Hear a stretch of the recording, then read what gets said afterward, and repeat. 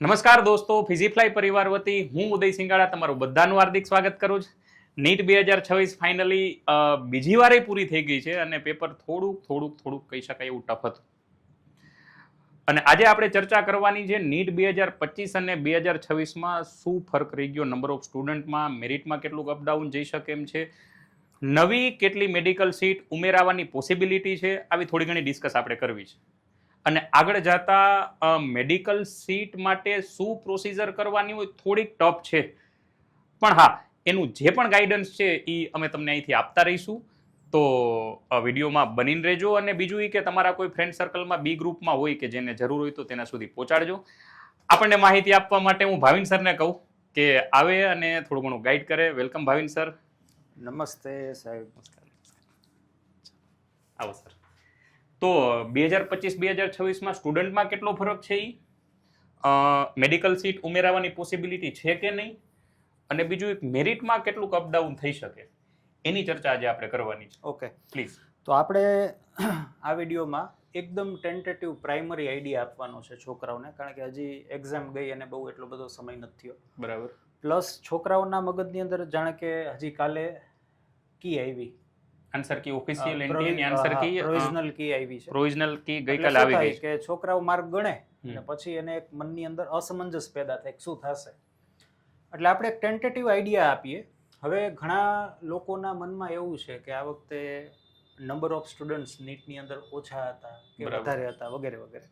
પણ સાહેબ હું તમને કહું ને તો 2025ની અંદર અને 2026ની અંદર ઓલ ઇન્ડિયાની જો આપણે ચર્ચા કરીએ ને તો near about 22 lakh 22 point something છે. પણ ડિફરન્સ કેટલો છે ને એ હું તમને કહું. 2026માં અને 2025 વચ્ચે લગભગ 4 કે 5 હજાર, એક્ઝેક્ટ આંકડો મને યાદ નથી, પણ 4 કે 5 હજાર બાળકો ઓલ ઇન્ડિયા લેવલની વાત છે, આટલા ઓછા છે. એટલે 22 લાખની અંદર આપણે જો વાત કરતા હોય 4-5 હજાર બાળકો ઓછા છે તો એ કોઈ એટલો ડિફરન્સ નથી. અમારા ફિઝિક્સમાં એવું કહેવાય કે નેગ્લેક્ટ થઈ જાય એટલું. યસ. કોઈ લાંબો ફરક નથી સ્ટુડન્ટમાં. તો પહેલી વસ્તુ એ છે કે લગભગ 2025માં જેટલા સ્ટુડન્ટ્સે એક્ઝામ આપેલી હતી એટલા જ સ્ટુડન્ટ્સ 2026ની અંદર એક્ઝામ આપવાવાળા છે. હવે ગુજરાતની વાત કરીએ સાહેબ. અંદાજિત સેમ સ્ટુડન્ટ છે, બહુ લાંબો ફરક નથી. 22,09,000 ને 22,05,000 એવું બહુ ઓછો, 4,000 નો ફરક છે. હવે આની અંદર ખૂબ રસપ્રદ બાબત એ છે કે ગુજરાતની અંદર એપ્લાય એટલે કે રજીસ્ટ્રેશન કરેલા બાળકો અને એક્ઝામ આપેલા બાળકોનો રેશિયો ભારતની અંદર સૌથી વધારે છે. એટલે ગુજરાતની અંદર આપણે તો મેઇનલી ગુજરાત બેઝડ જે એડમિશન પ્રોસેસ છે એને અનુલક્ષીને ચર્ચા કરીએ તો કોઈ એટલો ડિફરન્સ નથી. ગુજરાતની અંદર લગભગ 86,000 કે 90,000 સમથિંગ બાળકોએ આ વખતે નીટની એક્ઝામ આપેલી છે. 86,000? હા. તો જે ગયા વખત જેટલું જ છે, એટલે એની અંદર કોઈ વધારે જેને કહેવાય ને કે આમ ફેરફાર નથી. એટલે એક આપણા મનમાં એવી વસ્તુ હોય કે આ વખતે નીટ આપવાવાળા ઓછા છે તો ફાયદો થશે, તો એ વસ્તુને હાલ પૂરતી ધ્યાનમાં લેવાની થતી નથી. તો 86,000 સમથિંગ જેવો આંકડો છે, એક્ઝેક્ટ નથી આ વસ્તુ, પણ આની આસપાસ છે અંદાજિત. એટલે પહેલી વસ્તુ મનમાં એ ક્લિયર કરવાની છે કે ગુજરાતની અંદર પણ આ વખતે અથવા તો ઓલ ઇન્ડિયા લેવલે પણ બંને વર્ષમાં એક્ઝામ આપવાવાળા જે સ્ટુડન્ટ્સ છે એની સંખ્યા લગભગ સમાન છે. ચાલો આગળ. ચાલો, ગુજરાતના મેરિટ ઉપર શું અસર થશે. હવે સાહેબ જે એક ટ્રેન્ડ છે અને જે સાચો છે કે આ વખતે ફિઝિક્સનું પેપર અઘરું હતું, લેન્ધી હતું. મારા કરતાં તમને વધારે ખબર હોય, તમારો વિષય ફિઝિક્સ છે. પણ એની અંદર સાહેબ શું છે, અત્યારે જે પ્રાઇમરી જે ડેટા મળે છે કે કેટલા બાળકો એક્ઝામ આપી અને ટફનેસ લેવલ ટેકનિકલી આપણે જોઈએ છે, પછી તો સાચું તો જે રિઝલ્ટ આવે, મેરિટ આવે, અને ખાસ કરીને ગુજરાતનું મેરિટ આવે ત્યારે વધારે ખબર પડે. પણ સંખ્યા વધારે એટલે ટેકનિકલ ડેટા જે છે એ મોટે ભાગે સાચો પડતો હોય છે. તો સાહેબ ટૂંકીને ટચ વાત કરું ને તો ઓલ ઇન્ડિયા લેવલે એવું માનવામાં આવે છે, કારણ કે ફિઝિક્સનું પેપર ટફ હતું, એની કમ્પેરિઝનમાં બાયોલોજીનું પેપર છે ને એ 2025 કરતાં સરળ હતું. પ્યોર એનસીઆરટી બેઝ હતું અને 2025ની અંદર બાયોલોજીમાં અમુક આઉટ ઓફ એનસીઆરટી અને એની અંદર પણ થોડુંક કન્સેપ્ટ માગેલી એવા ક્વેશ્ચનો હતા. એટલે થશે એવું કે ઓલ ઓવર ટ્રેન્ડ એવો છે કે બાયોલોજીની અંદર કમ્પેરેટિવલી માર્ક છે એ વધશે, ફિઝિક્સમાં ઘટશે. એટલે એવું કહે છે, એવો ટ્રેન્ડ છે, ટેકનિકલ એનાલિસિસ છે. પછી સાચું તો છોકરાઓ બધું લખીને આવ્યા હોય તો એ વધારે ખરા. ટૂંકમાં લાસ્ટ યર કેવું હતું ખબર છે કે અમુક ક્વેશ્ચન સિલેબસ બહારના જ હતા. આ વર્ષે સિલેબસ બહારના ક્વેશ્ચન નહોતા પણ ટફ હતા. બરાબર. હવે લાસ્ટ યર સિલેબસ બહારના હતા ને એટલે મોટા ભાગના છોડીને આવ્યા. બરાબર. આ વખતે સિલેબસ બહારના ક્વેશ્ચન નહોતા, હતા સિલેબસમાંથી પણ ટફ હતા. તો સાહેબ ઇન્ડિયાની અંદર ઘણા બધા છોકરા એવા છે કે જેને જેઈ એડવાન્સના ક્વેશ્ચન સોલ્વ કરેલા હોય એવા છોકરાઓથી આ ક્વેશ્ચન થઈ ગયા હોય. બરાબર. એટલે ઇન શોર્ટ કહેવા જઈએ તો લાસ્ટ યર 99 PR થતા હતા ને ફિઝિક્સની અંદર ઈ માર્ક્સ આ વખતે કદાચ 110 કે 115 ની આજુબાજુ ઉભા રહીએ. 110 થી 115 ની વચ્ચે 99 PR થવાની પોસિબિલિટી છે. ફિઝિક્સમાં આટલો ફરક રહેશે, એથી જ આજો ફરક નહીં રહે. પણ હા, ગયા વખત જેટલું નહીં રહે એના કરતા 5-10 માર્ક વધશે. ઓલું તો હાવ સિલેબસ બહાર જ હતું એટલે કોઈ નહોતું આવડ્યું. આ વખતે સિલેબસ માંથી હતું તો ઘણા છોકરા એવા હોય જેને આવડી ગયું, જેની અંદર નેચરલ ઇન્ટેલિજન્સ હોય ને એવા છોકરાઓ કરી એવા છે. એટલે કહેવાનો મતલબ જ એ છે કે એક જે ટ્રેન્ડ ચાલે છે અથવા તો મનની અંદર જે વસ્તુ હોય બાળકને કે ગયા વખત કરતાં ફિઝિક્સનું પેપર અઘરું છે તો મેરિટ છે એ ઉપર જશે. પણ વસ્તુ હકીકત ડેટા એનાલિસિસ એવું કહે છે કે કેમેસ્ટ્રી અને બાયોલોજીના પરિણામે, કારણ કે કેમેસ્ટ્રી મોડરેટ હતું, એ પણ NCERT બેઝડ હતું એવું કહે છે, અને બાયોલોજી તો ખાસ સ્કોરિંગ વાળું હતું જ આ વખતે. એટલે ફિઝિક્સનો જે માર પડે છે અથવા માર પડેલો છે એ બાયોલોજી અને કેમેસ્ટ્રી છે ને એ એને અવરોધી દેશે, બચાવી લેશે એવું કહે છે.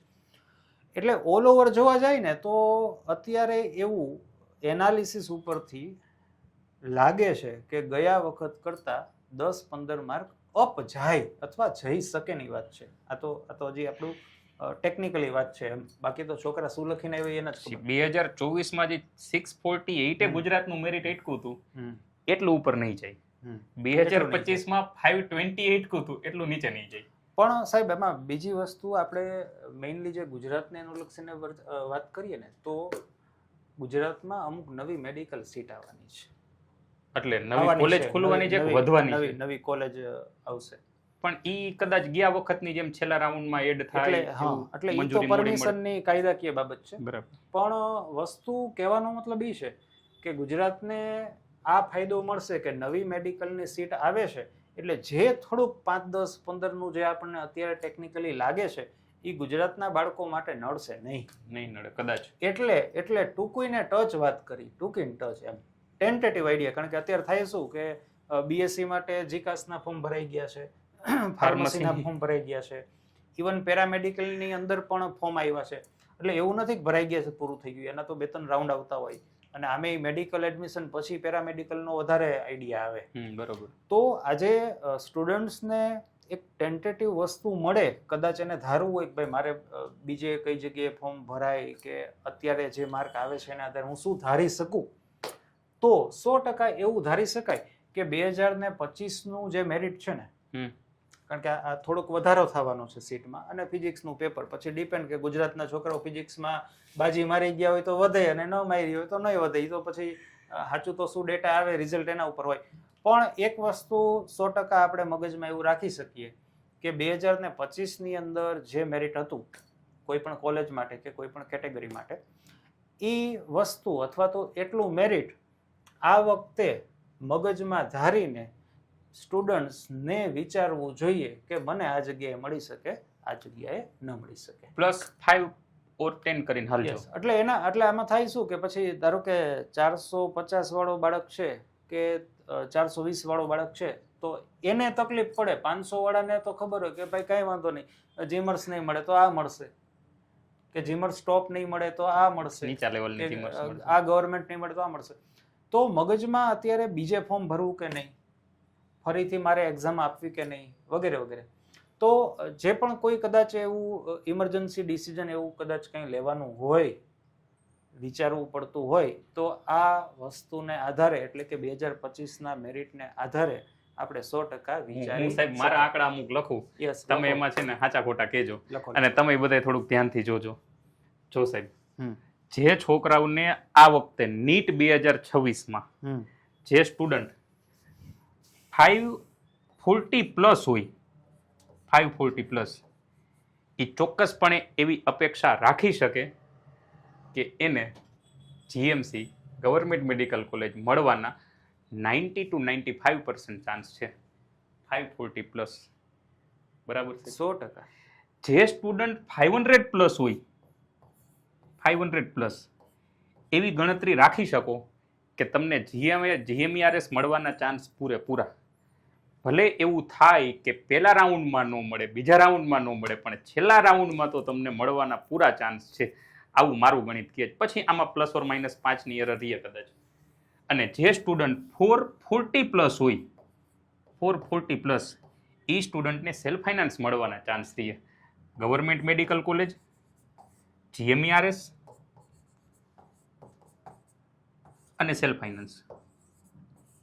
હવે તમે જોઈ લ્યો તમારે કેટલે અટકે એમ છે.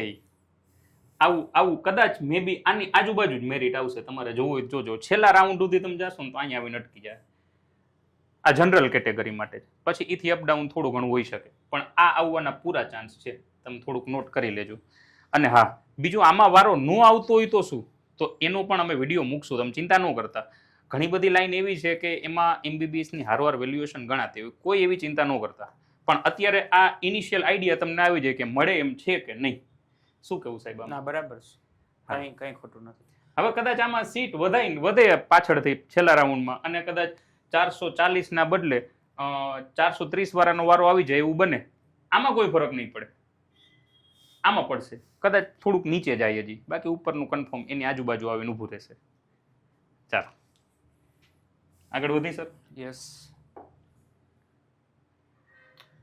શું આ ટ્રેન્ડ ખતરનાક છે? એટલે પહેલા તો એ ચોખવટ કરવી પડે કે કયા ટ્રેન્ડની વાત ચાલુ છે.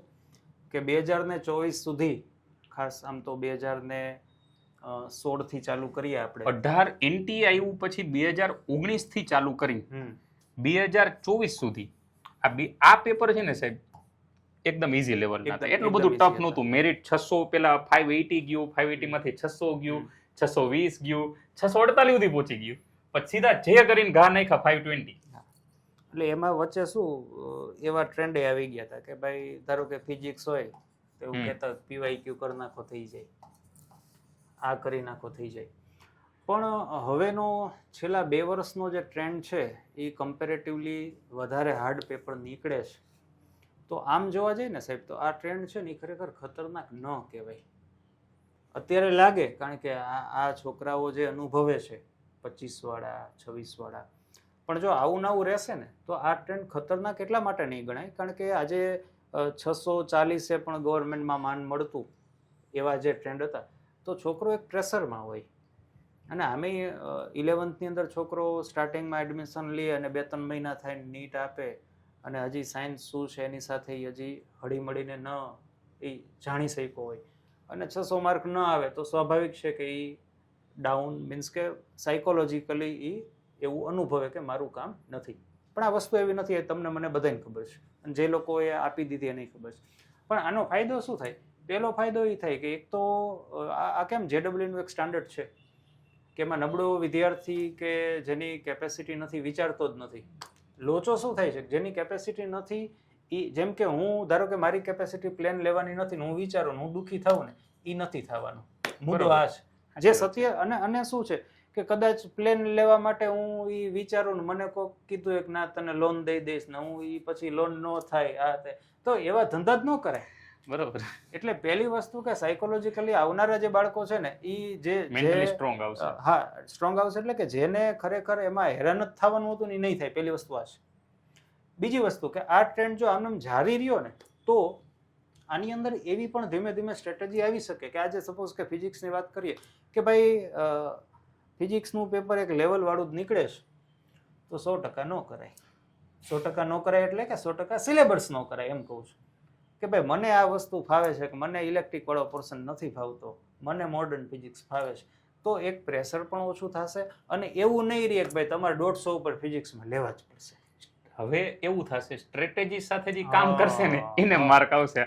આડે ધડ મહેનત કરશે ને આખો સિલેબસ પૂરો કરવા જાય ને એનું ભેગું નહીં થાય. ખાલી પીવાયક્યુ કર્યા રાખવા કે આવી રકમ હોય તો આ સૂત્ર મૂકવું ભેગું નહીં થાય. તો આ એક વસ્તુ અલ્ટિમેટલી છોકરાઓ અને માતા પિતા ઉપર પણ એક સ્ટ્રેસ મૂકે છે. 100%. કે જૂના પેપરો હતા તો એમાં કઈ લેવલ જ નક્કી નહોતું થતું કે આ ભાઈ હાલશે કે નહીં હાલે, તો કે હાલો આવતા રહ્યો, પણ પછી નથી હાલતા. અને પછી એ પોતે માનસિક રીતે હેરાન થાય, એના મમ્મી પપ્પા હેરાન થાય, સમય બગડે, પૈસા બગડે. જો આ ટ્રેન્ડ ચાલુ રહ્યો ને તો એવી બધી વસ્તુ જે છે ને એ કમ્પેરેટિવલી ઓછી થઈ બે ત્રણ જશે. વર્ષમાં આની અસર દેખાશે. ઓછી થઈ જશે. એટલે મારા મતે આ ટ્રેન્ડ બરાબર જ છે. પેલા એવું થતું કે માર્ક જોઈને રાજી થઈ જતા, હા, પણ રેન્ક જોઈને મળતું દુખી કાંઈ થતા, નહીં. મળતું કઈ અને હવે માર્ક જોઈને દુખી થાય પણ રેન્ક આવશે ને ત્યારે તમે રાજી થાવ. આ આખું સિનારીઓ ચેન્જ થઈ ગયો. ઠીક, બસ તો વધુ આ તો એક ટેન્ટેટિવ વસ્તુ હતી. બાકી આપણે જે પણ ડિટેલ્સમાં હશે એ કહેશું આપણે આગળ જતા ચર્ચા કરશું. યસ વધીને થોડાક દિવસની અંદર મેરિટ ક્યાં કેટલું અટકી શકે એમ છે એની ડિસ્કસ કરશું. કઈ કોલેજમાં કેટલા માર્કે એડમિશન મળી શકે એમ છે એની ચર્ચા કરશું. તમને એમ થાય કે લાસ્ટ યરનું મેરિટ ક્યાં અટકું હતું તો એ તમારે ચેક કરવું હોય તો આપણા જૂના વિડીયો તમે નીચે સ્ક્રોલ કરતા જશો વિડીયોની અંદર લાઈવ પોર્શનમાં જઈ તો એ તમને મળી જશે કે BHMS BMS MBBS નું મેરિટ ક્યાં અટકી શકે એમ છે, કઈ કોલેજમાં ક્યાં મળી શકે એમ છે, કેટલા માર્કે મળી શકે એમ છે, એની ચર્ચા બધી કરેલી છે. લાસ્ટ યરના મેરિટની ચર્ચા આપણા જૂના વિડીયોમાં કરેલી છે. એવું હોય તો એ વિડીયોની લિંક ડિસ્ક્રિપ્શનમાં નાખી દઈશું, તમારે જોવું હોય તો જોઈ લેજો. ખાસ તો પેરેન્ટ્સ કે જેના બાળક 11-12માં ભણે છે, 11-12 જેનું પૂરું કર્યું એવા પેરેન્ટ્સ ખાસ જોઈ લે જેથી એને આઈડિયા આવી જાય. અને આગળની બધી ઇન્ફોર્મેશન અહીંથી અમે તમને પ્રોવાઈડ કરતા રહીશું. ત્યાં સુધી બંને સાથે જોડાઈને રહેજો. Thank you very much. ફિઝીપ્લાય પરિવાર વતી તમારો ખૂબ ખૂબ આભાર. Thank you.